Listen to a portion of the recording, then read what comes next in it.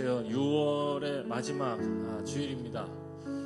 본래 계획대로였으면 오늘 우리 다 함께 모이는 날인데 함께 모여서 시공간을 공유하고 예배한다는 것이 얼마나 의미 있던 것이었던가 생각하게 되는 요즘입니다. 조금 더 길어질 것 같지만 조금 더 힘을 내서 우리가 잘 신앙을 또 지켜내고 또 이 시간을 통해서 우리의 신앙을 돌아볼 뿐 아니라 오히려 더 성장할 수 있는 기회로 그 의미를 새겨갈 수 있는 기회로 삼았으면 좋겠습니다. 자, 오늘도 우리 다 함께 각자의 자리에서 정성껏 살아계신 하나님께 예배할 때에 하나님께서 주시는 은혜가 우리 각 가정에 임하고 또 우리의 생각과 영혼이 하나님을 향하여 더욱더 앞으로 나아갈 수 있는 시간 될 수 있기를 기도합니다. 이 시간 우리 함께 오직 예수뿐이네 우리 이 찬양하면서 예배 시작하겠습니다.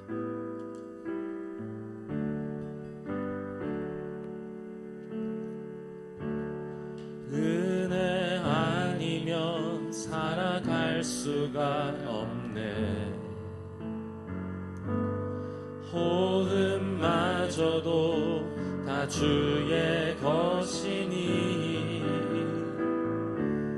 세상 평안과 위로 내게 없어도 예수 오직 예수뿐이네.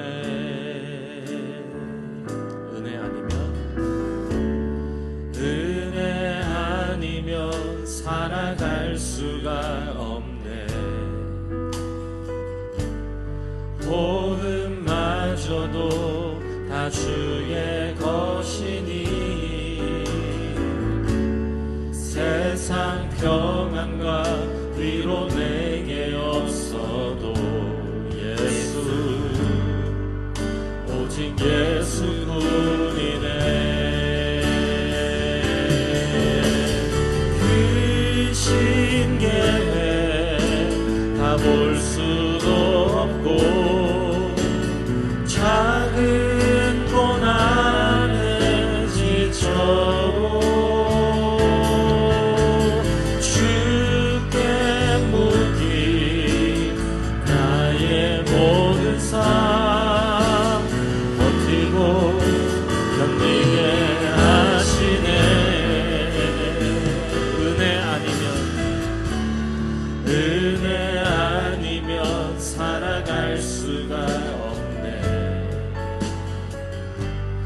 나의 모든 것 다 주께 맡기니 참된 평안과 위로 내게 주신 주 예수 오직 예수뿐이네. 그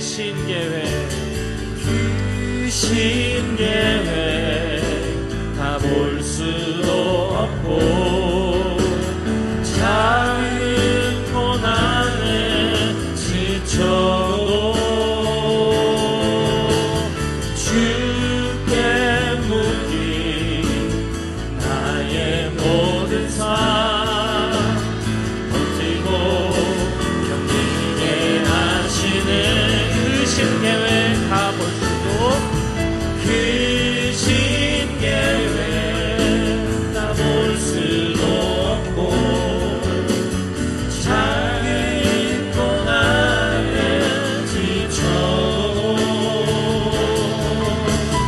주께 묻기 나의 모든 삶 버티고 견디게 하시네.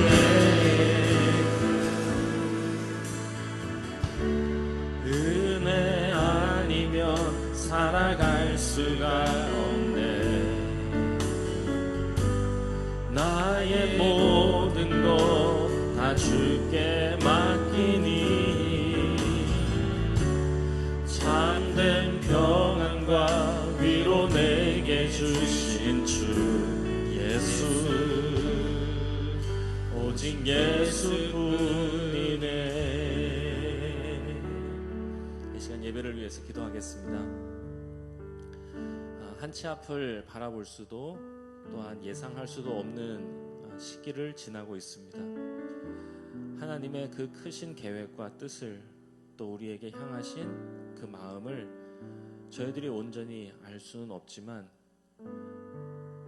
여전히 우리에게 힘 주셔서 이 시간을 견디게 하시고 또 여전히 우리를 자라게 하셔서 하나님의 그 뜻에 이루게 하실 줄 저희는 또한 믿습니다. 저희들 게으르거나 나태하지 않게 하시고 성실하게 충성되게 그리고 겸손하게 하나님을 향하여 한 걸음 한 걸음 내딛는 이 시간들이 다 되게 하여 주시옵소서. 오늘도 그 마음 가지고 가만히 하나님의 임재를 저희들이 바라보기 원합니다. 이 예배 가운데 하나님 영광 받아주시고 저희들 세상의 소음이 잦아들고 우리 안에 하늘의 육성이 크게 울려나는 은혜의 시간이 될 수 있도록 하나님께서 이 시간을 받아 주시옵소서. 우리 각자가 오늘 드려질 오늘의 예배 위하여서 주님 저의 예배를 받아 주십시오. 이 마음으로 함께 기도하겠습니다.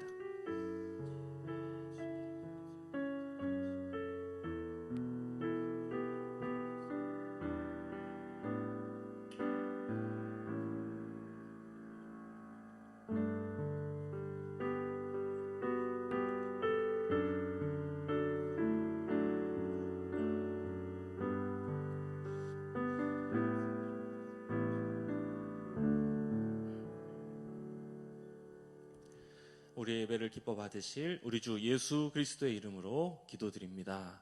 아멘.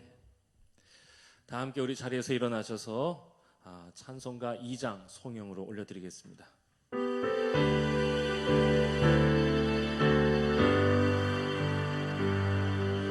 찬양 성부 성자 성령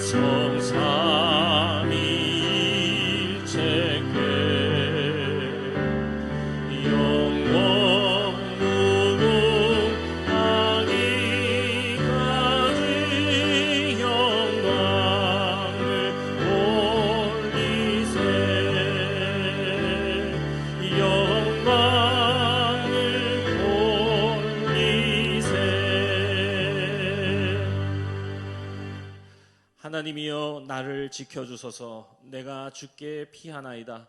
내가 여호와께 아뢰되 주는 나의 주님이시오니 주 밖에는 나의 복이 없다 하였나이다. 땅에 있는 성도들은 존귀한 자들이니 나의 모든 즐거움이 그들에게 있도다. 나를 훈계하신 여호와를 송축할지라. 밤마다 내 양심이 나를 교훈하도다. 내가 여호와를 항상 내 앞에 모시며 그가 나의 오른쪽에 계심으로 내가 흔들리지 아니하리로다. 이러므로 나의 마음이 기쁘고 나의 영도 즐거워하며 내 육체도 안전히 살리니 주께서 생명의 길을 내게 보이시리니 주의 앞에는 충만한 기쁨이 있고 주의 오른쪽에는 영원한 즐거움이 있나이다. 아멘. 우리 오랜만에 예전에 했던 찬양 함께 찬양할 텐데 가사가 너무 은혜로워서 함께 찬양하고 싶어 준비했습니다. 우리 함께 찬양하겠습니다.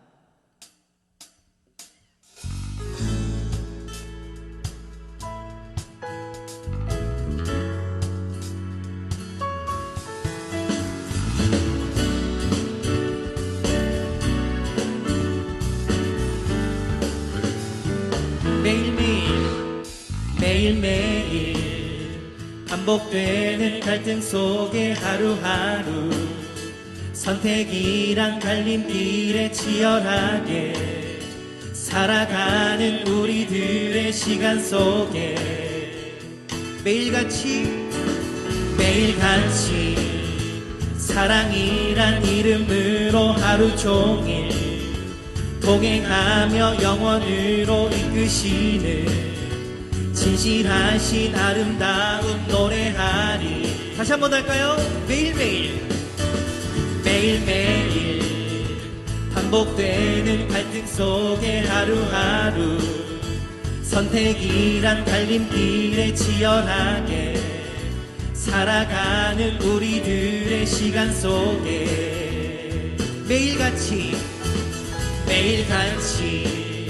사랑이란 이름으로 하루 종일 동행하며 영원으로 이끄시는 진실하신 아름다움 노래하리. 주의 얼굴을 구하는 이 자리, 반가운 주의 음성으로 다물어 메마른 우리의 목마름을 채우고, 주의 나라를 구하는 이곳은 영원한 주의 약속으로 우리의 마음 우리의 몸이 기뻐합니다. 어렵지 않으시죠? 다시 한 번 더 함께 생각하겠습니다. 매일매일 반복되는 갈등 속에 하루하루 선택이란 갈림길을 치열하게 살아가는 우리들의 시간 속에 매일같이 사랑이란 이름으로 하루 종일 동행하며 영원으로 이끄시는 진실하신 아름다움 노래하리. 주의 얼굴을 구하는 이 자리, 반가운 주의 음성으로 가물어 메마른 우리의 목마름을 채우고, 주의 나라를 구하는 이곳은 영원한 주의 약속으로 우리의 마음 우리의 몸이 기뻐합니다. 다시 한 번 더 주의 얼굴을 구하는 이 자리, 반가운 주의 음성으로 가물어 메마른 우리의 목마름을 채우고, 주의 나라를 구하는 이곳은 영원한 주의 약속으로 우리의 마음 우리의 몸이 기뻐합니다. 우리 이 시간에 건반으로 함께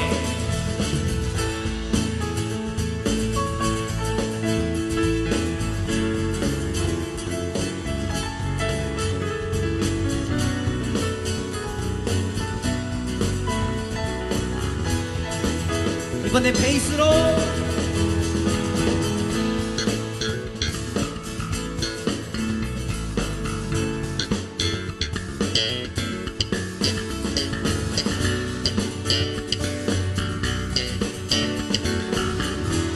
우리 이번에는 힘차게 우리 목소리로 주의 얼굴을 구하는 이 자리, 반가운 주의 음성으로 가물어 메마른 우리의 목마름을 채우고, 주의 나라를 구하는 이곳은 영원한 주의 약속으로 우리의 마음 우리의 몸이 기뻐합니다. 우리 마지막으로 한 번만 더 주의 얼굴을 구하는 이 자리, 반가운 주의 음성으로 가물어 메마른 우리의 목마름을 채우고, 주의 나라를 구하는 이곳은 영원한 주의 약속으로 우리의 마음 우리의 몸이 기뻐합니다.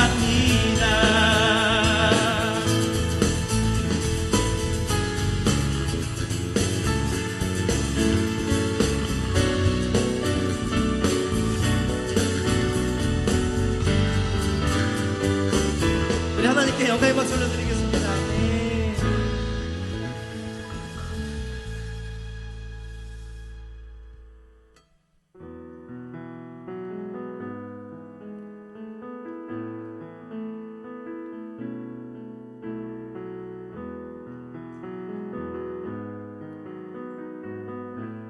오 주님 당신은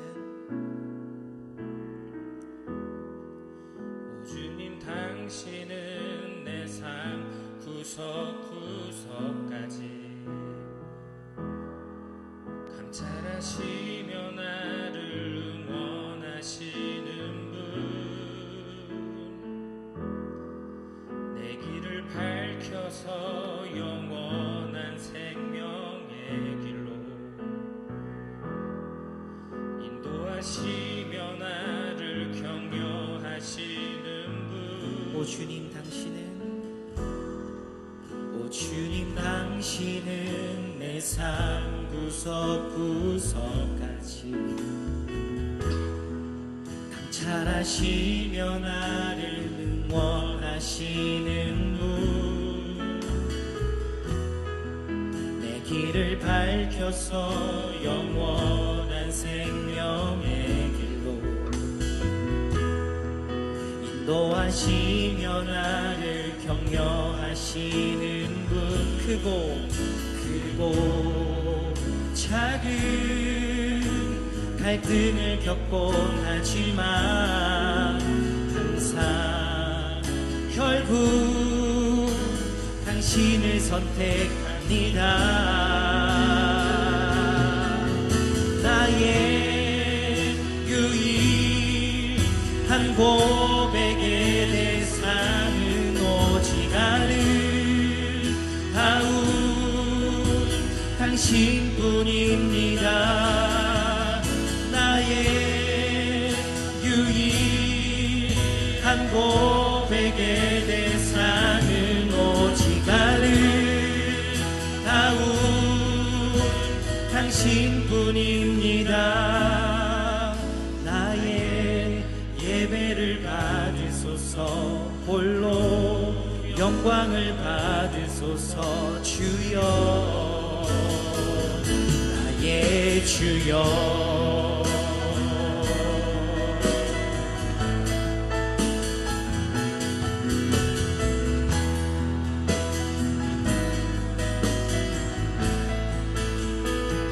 오 주님 당신은 오 주님 당신은 내 삶 구석구석까지 감찰하시며 나를 응원하시는 분, 내 길을 밝혀서 영원한 생명의 길로 인도하시며 나를 격려하시는 분, 크고 작은 갈등을 겪곤 하지만 항상 결국 당신을 선택합니다. 나의 유일한 고백의 대상은 오직 아름다운 당신뿐입니다. 나의 유일한 고백의 대상은 오직 아름다운 당신뿐입니다. 나의 예배를 받으소서, 홀로 영광을 받으소서. 주여 나의 주여. 크고 작은 갈등을 겪곤 하지만 항상 결국 당신을 선택합니다. 크고 작은 갈등을 겪곤 하지만 항상 결국 당신을 선택합니다. 나의 유일한 고백의 대상은 오직 아름다운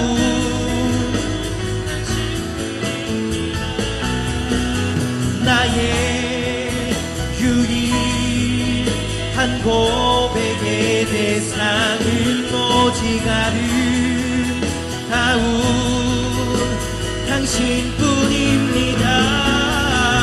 나의 유일한 고백의 대상은 오직 아름다운 당신뿐입니다. 나의 유일한 고백의 대상은 오직 아름다운 당신뿐입니다. 나의 예배를 받으소서. 홀로 영광을 받으소서. 주여 나의 주여.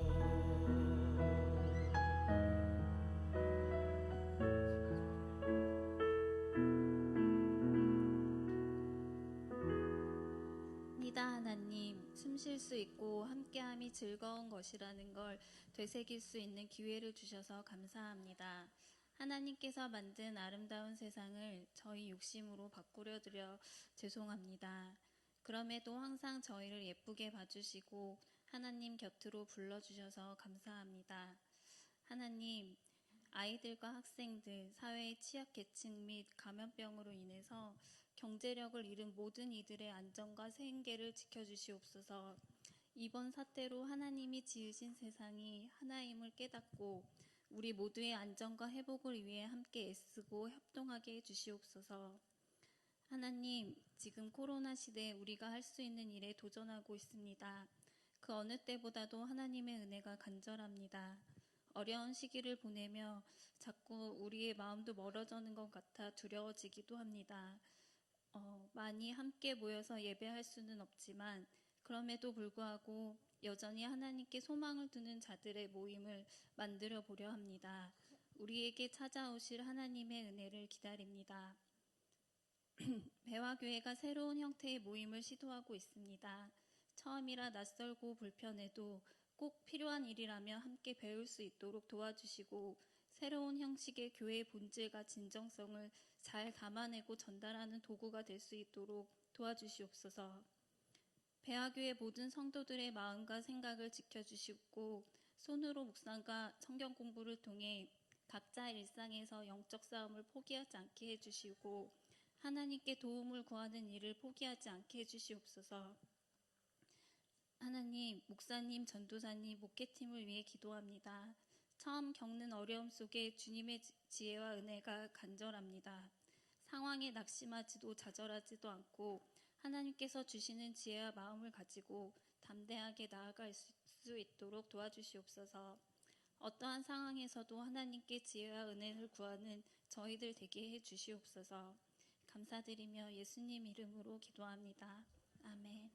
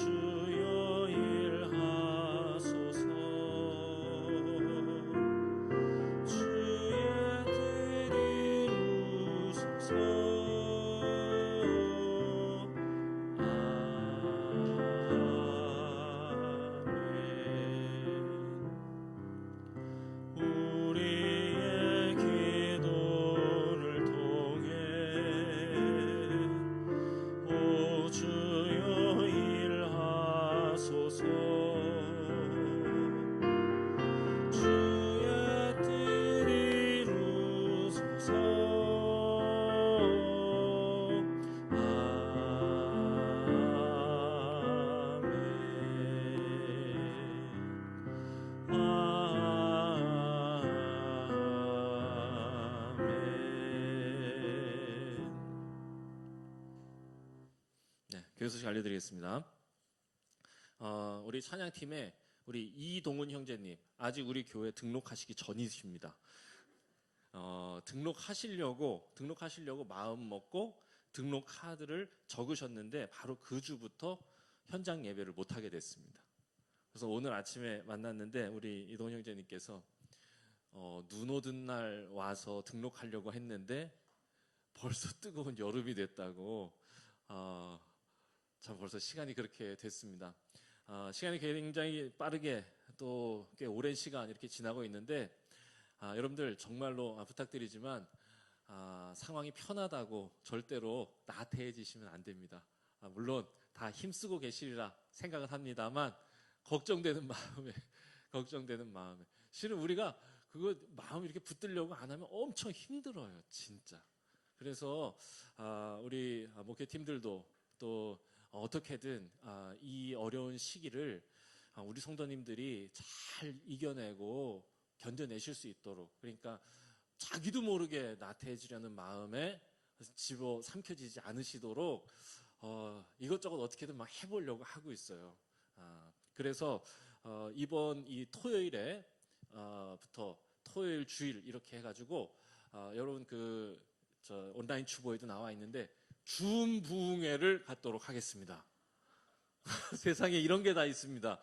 야, 이런 게 참, 저는 개인적으로는 하나님이 시공간을 창조하셨기 때문에 당연히 피조된 우리는 시공간을 공유해야 한다라고 생각하지만 지금과 같은 어쩔 수 없는 상황이라면 함께 얼굴이라도 마주하면서 이미지만으로도 한번 공유 한번 해보면 좋겠다라는 느낌입니다.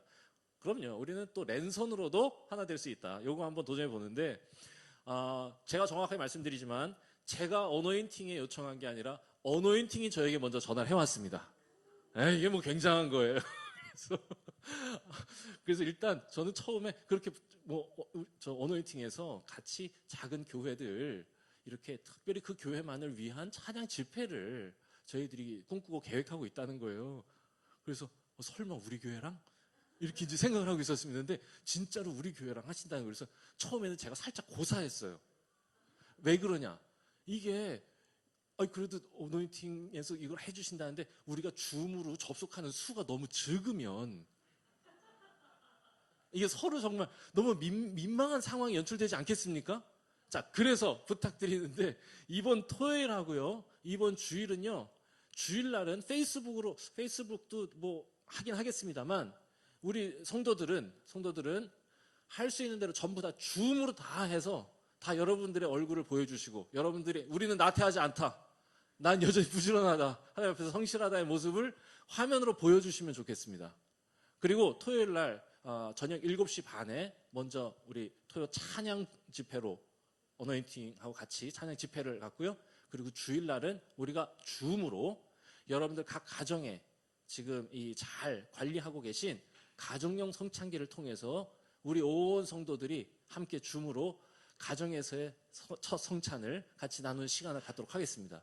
자, 그래서 주일날에는 줌으로 가정에 이 한 기계로 하시면 되겠지만 우리 토요일 날에는 각 개인이 다 하나씩, 아시겠죠?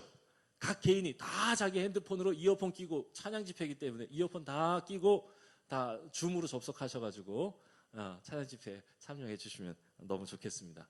자, 다시 한번 말씀드립니다. 개인적으로 다 접속합니다. 자, 그리고 주일날에는 10시 반부터 접속한 상태를 유지해 주세요. 10시 반부터 줌으로 다 접속한 상태를 유지해 주시고 거기에서 확인을 하도록 하겠습니다. 그리고 가정용 성찬기를 그 줌 화면 그 앞에다가 놓고 가족들이 다 같이 그 가정용 성찬기 앞에 앉아서 예배를 준비하시고 시작하시면 좋겠다, 이렇게 말씀드리겠습니다.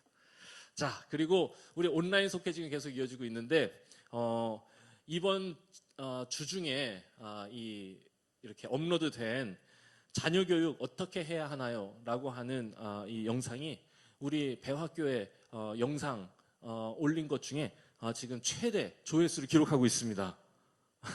물론 이제 좀 몇 개는 더 있지만 그래도 너무 단기간에 단 며칠 만에, 이틀인가요? 이틀인가 하루 만인가?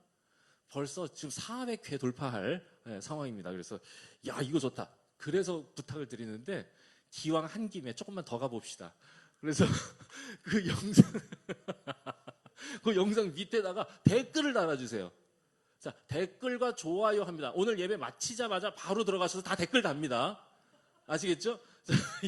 딱 그 밑에다 다 댓글 다시고 그러면 더 많이 이렇게 좀 퍼질 수 있대요, 이 영상이. 예.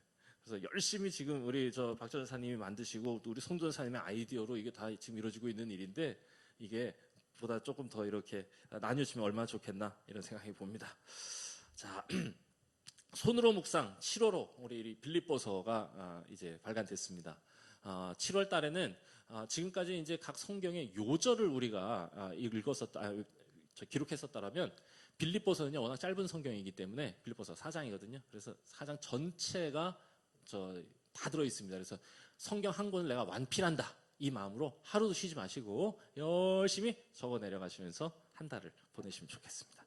네, 광고 여기까지 하도록 하겠습니다. 우리 교회를 위한 기도, 우리 함께 찬양하면서 준비하신 헌금 하나님께 드리겠습니다.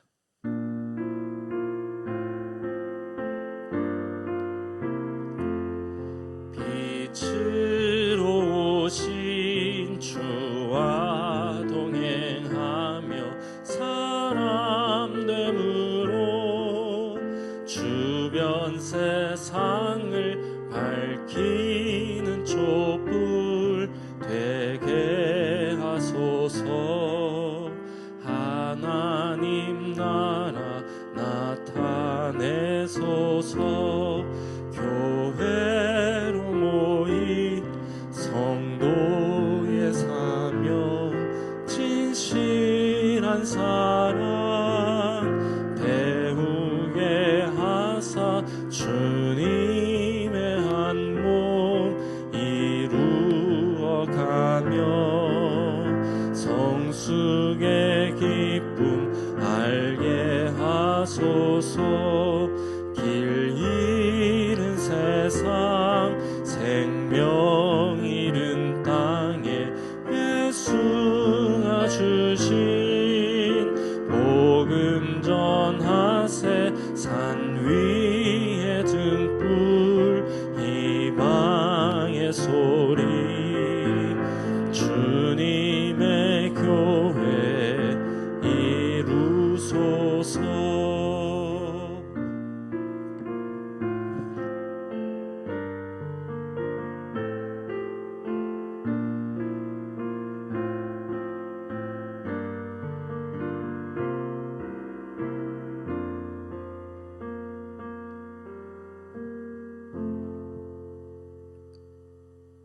함께 봉헌 기도 드리겠습니다. 시작. 하나님 아버지, 우리에게 가장 좋은 것으로 채워주시는 하나님의 은혜에 감사하여 주신 것을 거룩하게 구별하여 하나님께 드립니다.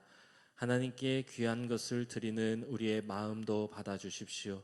우리가 오늘 성별하여 하나님께 물질을 드린 것처럼 매일의 삶도 하나님이 받으실 만한 아름답고 사랑스러우며 칭찬받을 만한 인생 되도록 복을 주십시오. 이 시간 하나님의 말씀을 듣습니다. 하나님 앞에서 우리의 몸과 마음가짐이 흐트러지지 않게 하시고 가만히 귀 기울여 하나님의 뜻을 청종하도록 도와주십시오. 우리를 가장 사랑하시고 우리의 인생을 끝까지 인도해 주실 예수님의 이름으로 기도드립니다. 아멘. 자, 오늘 우리에게 주시는 하나님의 말씀은 신약성경 고린도전서 2장의 말씀입니다. 다 자리에서 일어나셔서 한 절씩 교독하겠습니다. 마지막 절은 함께 읽겠습니다. 제가 먼저 받들어 읽겠습니다. 2장 1절에서 9절의 말씀입니다. 형제들아, 내가 너희에게 나아가 하나님의 증거를 전할 때에 말과 지혜의 아름다운 것으로 아니하였나니 내가 너희 중에서 예수 그리스도와 그의 십자가에 못 박히신 것 외에는 아무것도 알지 아니하기로 작정하였음이라. 내가 너희 가운데 거할 때에 약하고 두려워하고 심히 떨었노라. 내 말과 내 전도함이 설득력 있는 지혜의 말로 하지 아니하고 다만 성령의 나타나심과 능력으로 하여 너희 믿음이 사람의 지혜에 있지 아니하고 다만 하나님의 능력에 있게 하려 하였노라.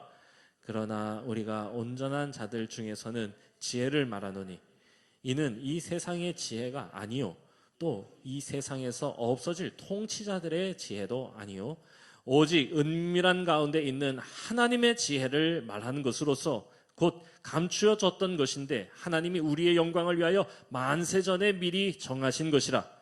이 지혜는 이 세대의 통치자들이 한 사람도 알지 못하였나니 만일 알았더라면 영광의 주를 십자가에 못 박지 아니하였으리. 함께 읽습니다.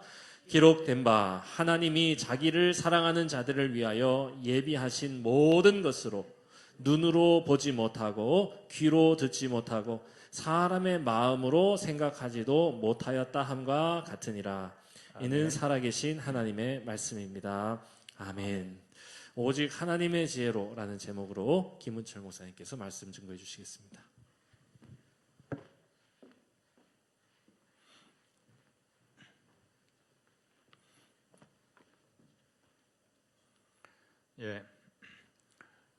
오늘 교회에 참석하신 여러분들과 가정에서 온라인으로 예배를 드리는 여러분들에게 이 시간에 주님의 크신 위로와 축복이 함께 하시기를 간절히 축원합니다. 모세오경의 네 번째 책 민수기입니다.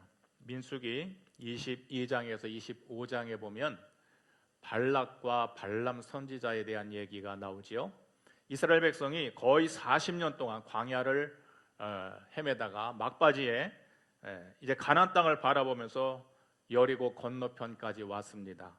그 당시에 모압 평야의 모압 왕이 발락이었는데요. 그 소문을 듣고 수가 많음을 보고 겁을 먹었습니다. 이를 어찌할꼬 생각을 하다가 예언자 발람을 불러서 저들을 좀 저주하라 이런 요구를 합니다. 복채를 많이 주어서 발람에게 저 이스라엘 백성들을 저주하라고 했을 때에 발람이 하나님의 음성을 듣습니다. 저주하지 마라. 저는 나의 백성이라.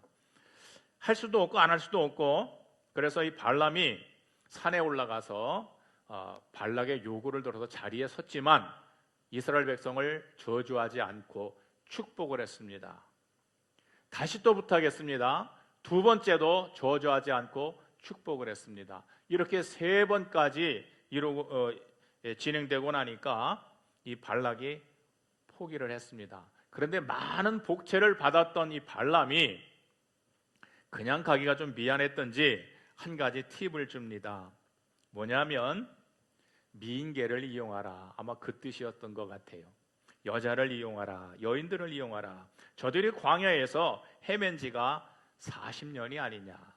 이 발락이 알아들었습니다.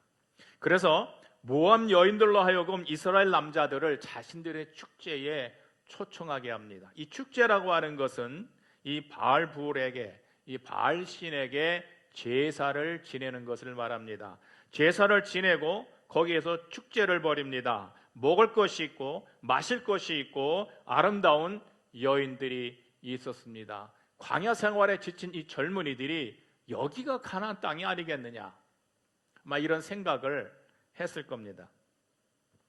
한 사람 두 사람 거기에 참여하기 시작하면서 이 젊은 사람들이 하나님이 원하시지 않는 생활을 하게 됩니다. 이상한 일이 생겼어요.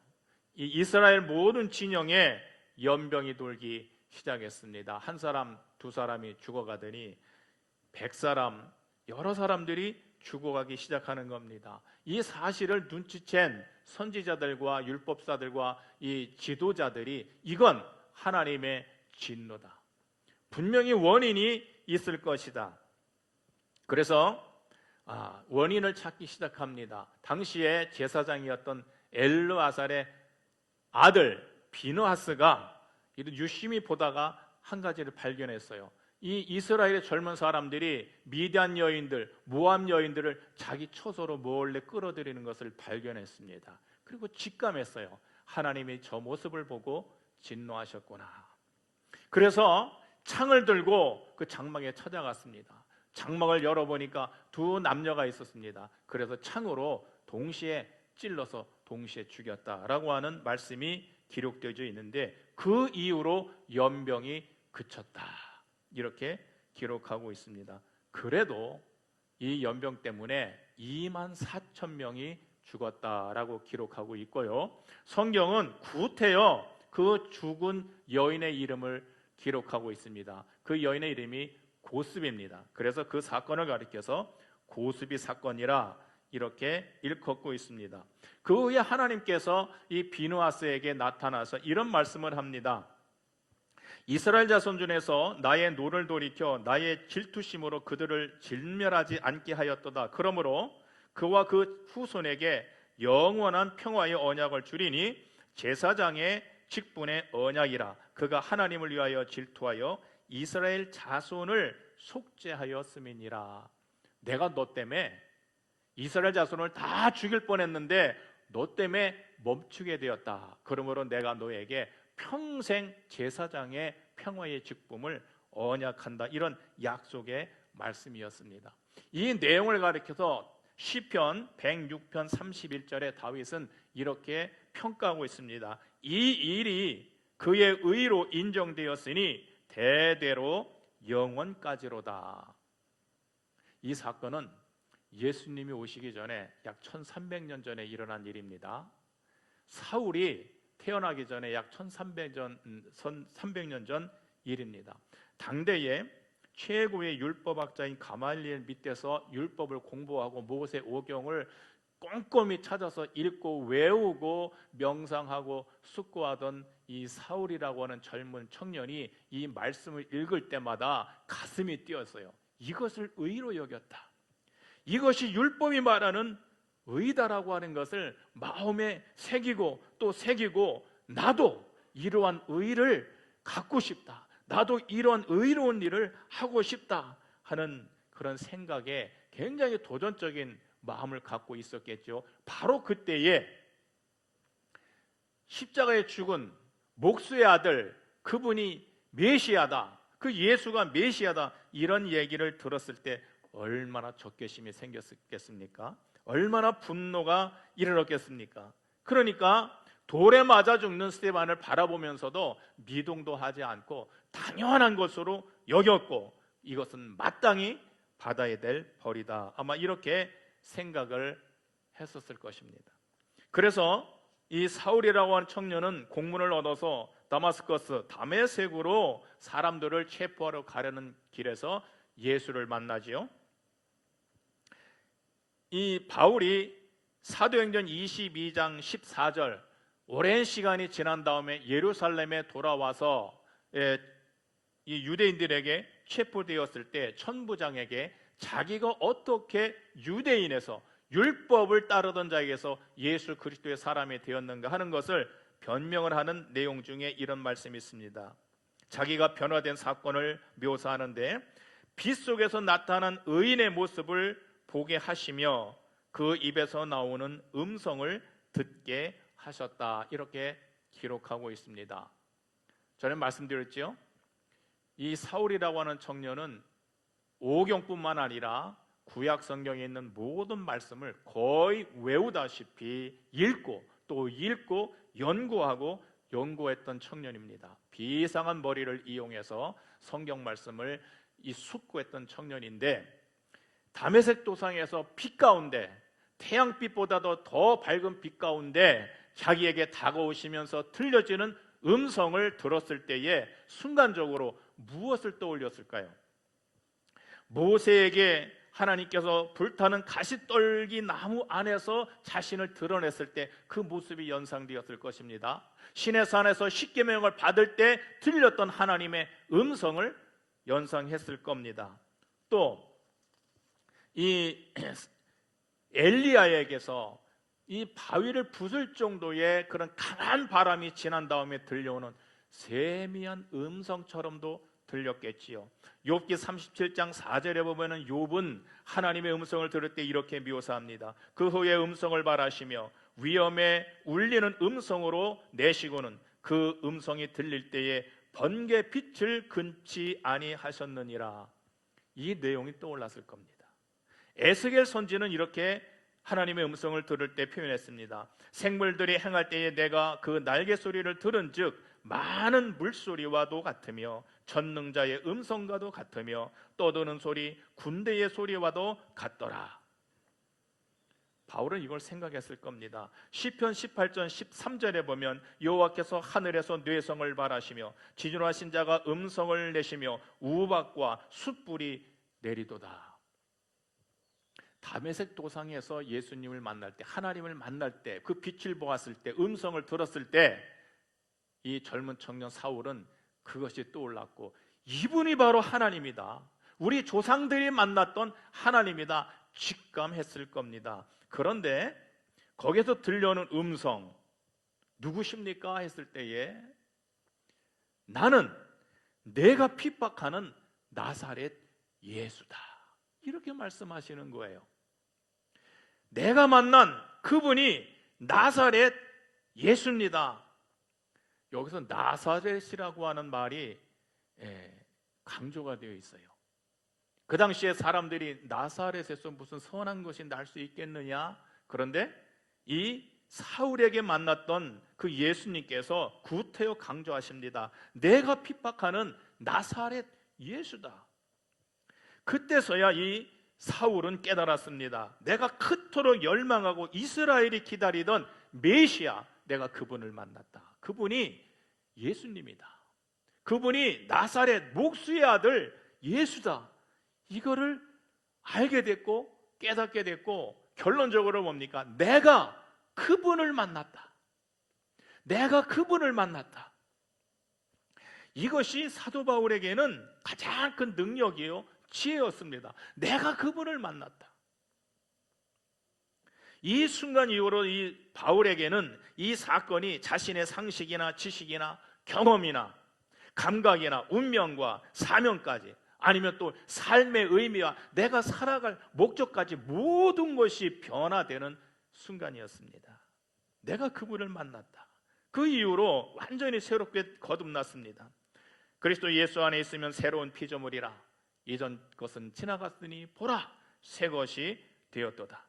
이것이 바울에게는 자신의 능력이요, 이것이 하나님의 지혜로 다가왔던 겁니다. 그래서 고린도 전서 1장 21절부터 이렇게 고백을 합니다. 하나님의 지혜에 있어서는 이 세상이 자기 지혜로 하나님을 알지 못하는 거로 하나님의 전도에 미련한 것으로 믿는 자들을 구원하시기를 기뻐하셨도다.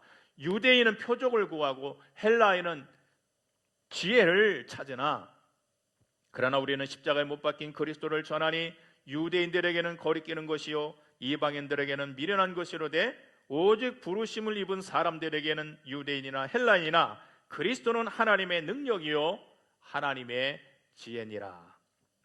계속해서 이렇게 고백하고 있습니다. 하나님의 미련한 것이 사람보다 지혜 있고 하나님의 약한 것이 사람보다 강하니라. 이게 무슨 말씀일까요? 저는 이렇게 묵상하면서 깨달았습니다. 하나님을 전하는 것이 유식한 자들이 보기일 때는 형편없이 미련한 짓이고 민망한 짓이지만은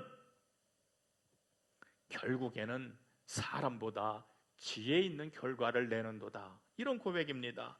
하나님의 일이 약해 보여도, 보잘것없어 보여도 그 결과는 어느 사람의 능력보다도 강한 것이다. 이것이 사도 바울의 고백입니다. 여러분, 사도 바울의 고향은 다소라고 하는 걸 여러분들 잘 알고 계시죠? 지금의 터키 남부입니다. 바울이 태어나기 전 100년 전쯤에 이 그리스가 로마의 반대편에 섰다가 이 나라가 망했습니다. 로마 군인들이 진주하여 그리스를 초토화시키면서 지식인들을 로마로 잡아갑니다. 일부 지식인들은 도망갑니다. 어디로 도망갔을까요? 전부 다소로 도망왔습니다. 그래서 다소로 떠나온 지식인들이 거기에 자리를 잡게 되었던 것입니다. 그러므로 이 다소의 철학과 문학 사상은 아테네와 견주어서 모자람이 없습니다. 거기에서 이 바울이 그리스도의 철학과 학문에 능통했었고, 또 성장하여서는 예루살렘으로 유학을 와서 가멜리알의 문화생으로 율법을 익혔습니다. 이 이스라엘의 3대 율법 학자가 있습니다. 첫째는 에스라고요, 두 번째는 힐렐이고요, 세 번째는 힐렐의 손자인 가멜리엘입니다. 당대 최고의 율법 학자였죠. 그렇기 때문에 사도 바울은, 이 사울이라고 하는 청년은 최고의 그리스 로마의 철학과 이 유대의 율법에 능통했던 천재적인 젊은이였습니다. 그럼에도 불구하고, 그러나 예수 그리스도를 만난 다음엔 빌립보서 3장 7절에서 9절까지 이렇게 고백을 하고 있습니다. 무엇이든지 내게 유익하던 것을 내가 그리스도를 위하여 다 해로 여길 뿐더러 또한 모든 것을 해로 여김은 내 주 그리스도 예수를 아는 지식이 가장 고상함을 인함이라. 내가 그를 위하여 모든 것을 잊어버리고 배설물로 여김은 그리스도를 얻고 그 안에서 발견되려 함이니 내가 가진 의는 율법에서 난 것이 아니요 오직 그리스도를 믿음으로 말미암는 것이니 곧 믿음으로 하나님께로 난 의다. 이렇게 고백하고 있습니다. 여러분, 오늘 우리가 읽은 본문 말씀 고린도전서 2장 1절에 바울이 고린도에 있는 교인들에게 이렇게 말하고 있습니다. 형제들아, 그 형제들이라고 하는 사람들은 고린도 교회의 형제들이죠. 고린도가 어디입니까? 아테네 바로 옆 동네입니다. 이 아테네는 소크라테스, 파스칼, 아리스토텔레스 그 사람들이 활동하던 곳이에요. 모든 철학, 인류의 모든 철학과 사상이 이때부터 시작되었습니다. 지금도 이렇게 사람들은 말하고 있습니다. 지금 그 BC 5세기 이후로 모든 철학들은, 지금까지 드러난 모든 철학들은 파스칼의 주석에 불과하다. 그래서 이 카렌 암스트롱이라고 하는 이 종교학자는 이 BC 5세기를 인류의 축이다. 그리고 축의 시대라. 바퀴의 가운데 중심을 해당되는 축이다. 인류의 축이다. 그때 이후로 더 큰 사상과 더 큰 철학이 등장한 적이 없다.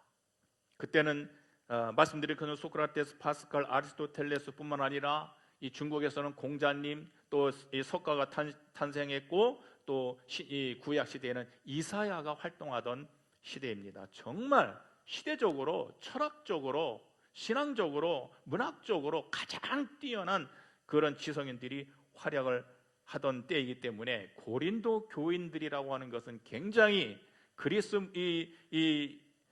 로마의 이 철학 사상에 굉장히 영향을 받고 물들었던 사람들이죠. 그분들에게 형제들아, 이 당시의 모든 사상은 스토아 학파와 또 에피쿠로스 학파라고 사도행전을 기록하고 있지요. 이성 중심의 스토아 사상과 쾌락을 추구하는 에피쿠로스 사상이 고린도 교회에 팽배하고 있을 때, 이 형제들아, 내가 너희에게 나아가 하나님의 증거를 전할 때에 지혜의 아름다운 것으로 아니하였나니 내가 너희 중에 예수 그리스도와 그의 십자가에 못 박히신 것이 그 외에는 내가 아무것도 알지 아니하기로 작정하였음이라.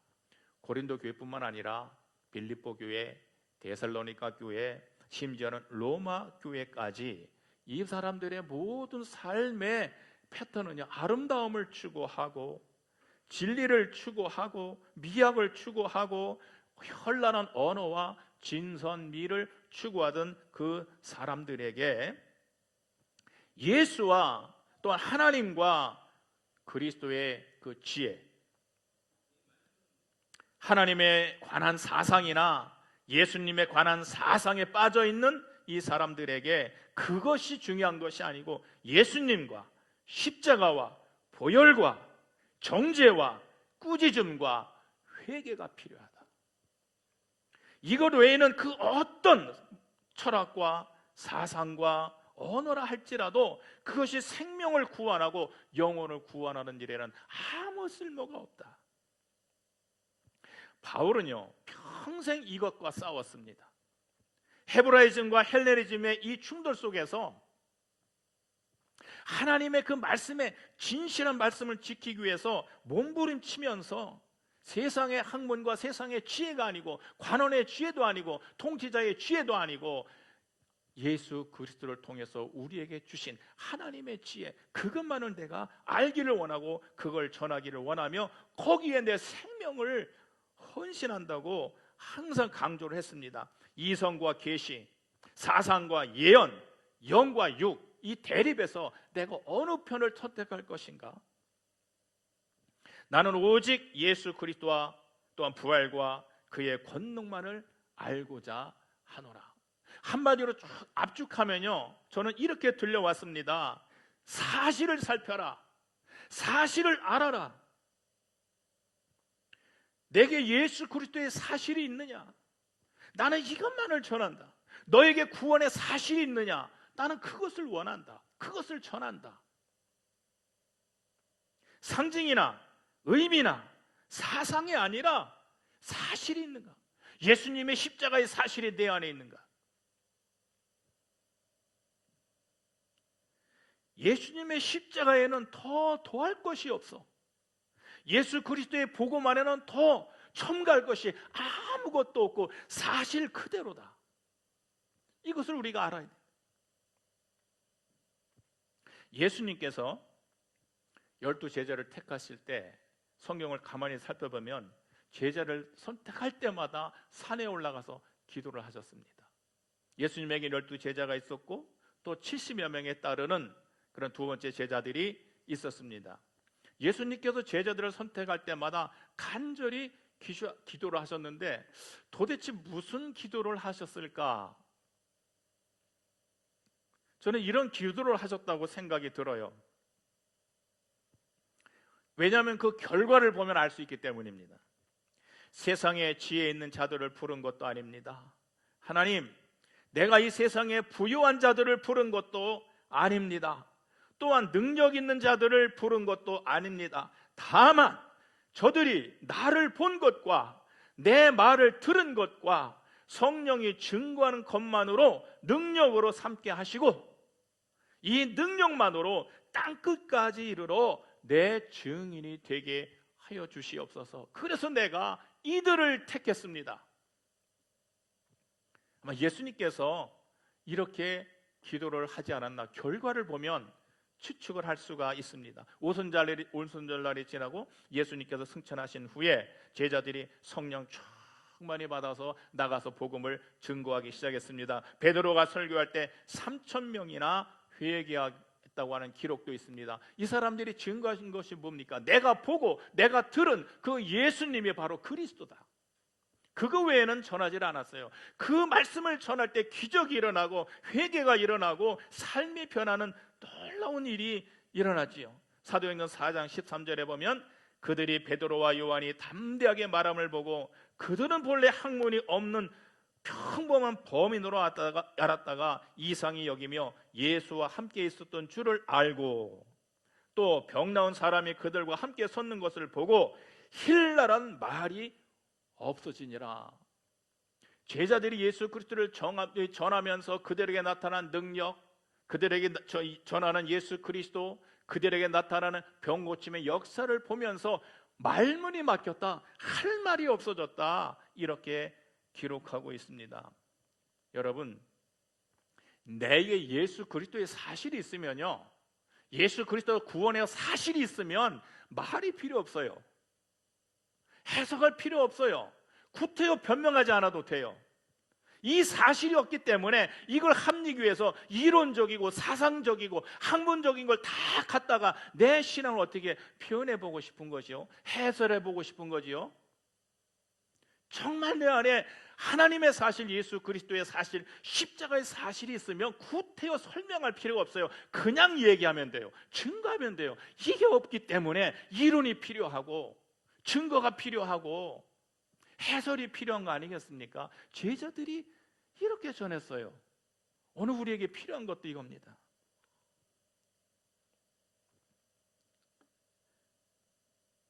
제가 잘 아는 가수 중에 저하고 나이가 동갑이에요. 그래서 편해요. 김은국이라고 하는 아싸 호랑나비를 불렀던 김은국이 있는데요, 참 사람 좋습니다. 인상도 좋고 코털도 길르고 참 성격 좋아서 마당발처럼 연예인 회장도 하고요, 유머 센스도 있고 뭐 연애 센스도 있고, 그래서 여러 가지 축구도 잘해서 뭐 응원단장도 하고 다 잘해요. 나는 그 친구를 이렇게 표현합니다. 그 사람이 들으면 화가 나겠지만 김은국은 가수인데 노래 빼놓고는 다 잘해요. 노래 빼놓고는 다 잘해요. 그 사람이 와서 노래 부르는 걸 내가 보지 못했어요. 가수가 노래 빼놓고 잘 모든 걸 다 한다는 건, 그분이 들으면 화가 나겠지만 우리 신앙생활하는 사람도 예수의 사실 빼놓고 예수에 대해서 너무나도 많은 지식을 갖고 있다, 김은국하고 똑같아요. 그렇기 때문에 많은 지혜가 필요해요. 많은 말이 필요해요. 그러나 정말 예수를 만난 사람은 오직 예수만 전합니다. 예수님께서 말씀하셨습니다. 나를 영접하는 자를 나를 영접하는 것이 아니요 나를 보내신 이를 영접하는 것이다. 나를 믿는 자는 나를 믿는 것이 아니요 나를 보내신 이를 믿는 것이다. 예수의 사실이 곧 하나님의 사실이다. 그래서 바울은 이렇게 고백을 합니다. 예수 그리스도는 하나님의 능력이요 하나님의 지혜다. 하나님의 나라는 말에 있지 않고 능력에 있는 것이다. 너희는 유혹의 욕심을 따라 썩어져가는 구습을 쫓는 옛사람을 벗어버리고 오직 성령으로 심령으로 새롭게 되어 하나님을 따라 의와 진리의 거룩함으로 지으심을 받은 새 사람을 입으라. 모든 이론을 파하며 하나님을 아는 것에 대적하여 높아진 것을 다 무너뜨리고 모든 생각을 사로잡아 그리스도에게 복종케 하니. 고린도후서 10장 5절에 이렇게 말하고 있습니다. 사도 바울은 정말 예수 그리스도를 전하기 위해서 고난과 고통을 많이 당했죠. 스스로 그렇게 고백하죠. 잠 못 자고 견디는 것과 환난과 궁핍과 굶는 것과 이 배의 갇힘과 자지 못함과 40에 하나 감한 매를 3번씩이나 맞고 또 많은 고난과 고통, 돌맞음을 당하고 광주리로 내려가고 갇히고 많은 이 고난과 고통을 당했습니다. 그럼에도 불구하고 이것을 전하려고 하는데 이 고난과 고통을 당하는데 무슨 사상 때문에 당했습니까? 무슨 이론 때문에 당했습니까? 아니에요. 예수 그리스도 때문에. 예수 그리스도가 나의 구세주이기 때문에, 그분이 바로 메시아이기 때문에. 오늘 제가 여러분들에게 전구해준 말씀을 한마디 구절로 요약한다면 복음이 너의 모든 생각과 너의 모든 행동을 통제하도록 하라. 그 밑에 두라. 내 안에 예수의 증거가 있는가? 내 신앙 속에 그리스도의 피의 흔적이 있는가? 이것이 하나님의 지혜요. 오직 하나님의 지혜요. 모든 믿음과 모든 신앙과 나의 모든 것의 중심이, 모든 것의 실체가, 나의 모든 삶의 사실이 여기에 있다. 하나님의 지혜. 여러분들에게도 이러한 예수 그리스도의 사실이 여러분들 삶 속에, 믿음 속에, 생활 속에, 여러분들의 사랑하는 모든 의도와 계획 속에 함께 하셔서 계획하고 실천하는 것에서 예수 그리스도의 향기가 무럭무럭 피어오르며 하나님의 사실이 전율이 생기도록 여러분들 삶 속에 펼쳐지시기를 예수님의 이름으로 간절히 축원합니다. 기도하겠습니다. 살아계신 하나님, 우리 삶 속에 임재하시고 계시하시고 동행하셔서 우리로 하여금 믿음으로 세상을 이기게 하신 하나님 감사합니다. 우리에게 더욱더 눈을 밝혀주시고 우리의 믿음이 더 맑아지게 하셔서 예수 그리스도를 통해서 하나님께서 나를 향해서 하신 모든 일들이 부인할 수 없는 사실로 다가올 수 있도록 인도하시고 축복하여 주셔서 그 믿음 따라, 그 말씀 따라, 그 사실 따라 나의 모든 생각과 행동과 삶이 움직여질 수 있도록 축복하여 주시옵소서. 예수님의 이름 받도록 간절히 기도하옵나이다. 아멘.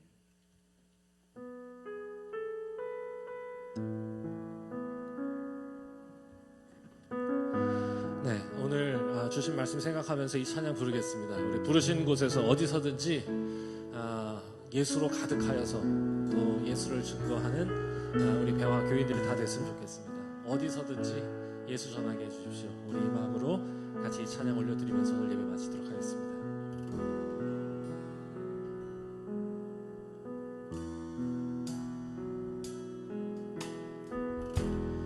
따스한 성령이 마음으로 보내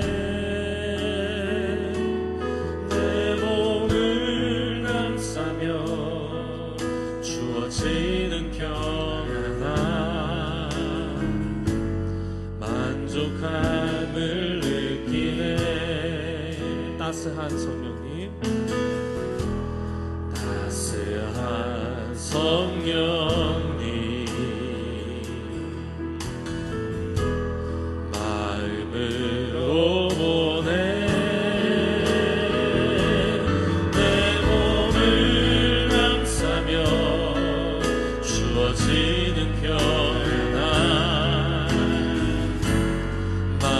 예배함을 느끼네.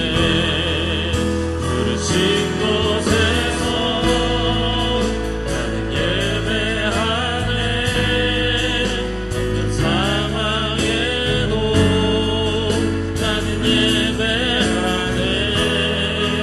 부르신 곳에서 나는 예배하네.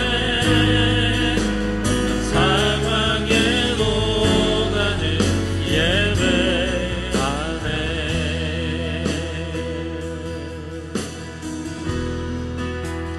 사랑과 진리의 사랑과 진리의 한 줄기 보내. 내 몸을 감싸며 주어지는 평안함. 그 사랑을 느끼 부르신 곳에서 나는 예배하네. 어떤 상황에도 나는 예배하네. 부르신 곳에서 나는 예배하네. 어떤 상황에도 나는 예배하네. 내가 걸어갈 때 길이 되고, 내가 걸어갈 때 길이 되고, 살아갈 때 삶이 되는 그곳에서 예배하네. 내가 걸어갈 때 길이 되고, 살아갈 때 삶이 되는 그곳에서 예배하네. 부르신 곳에서 나는 예배하. 어떠한 상황에도 나는 예배하네. 나는 예배하네. 부르신 곳에서 나는 예배하네. 어떤 상황에도 나는 예배하네. 부르신 곳에서 나는 예배하네. 어떤 상황에도 나는 예배하네. 부르신 곳에서 나는 예배하네. 어떤 상황에도 나는 예배하네. 김은철 목사님 나오셔서 축도해 주시겠습니다.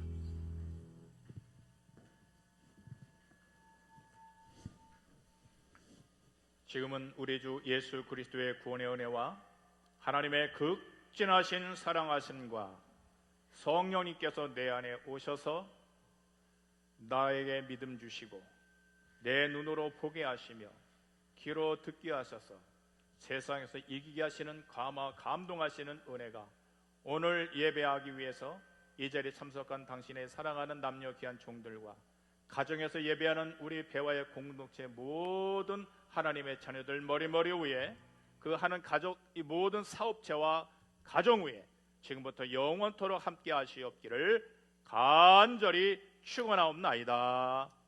아멘.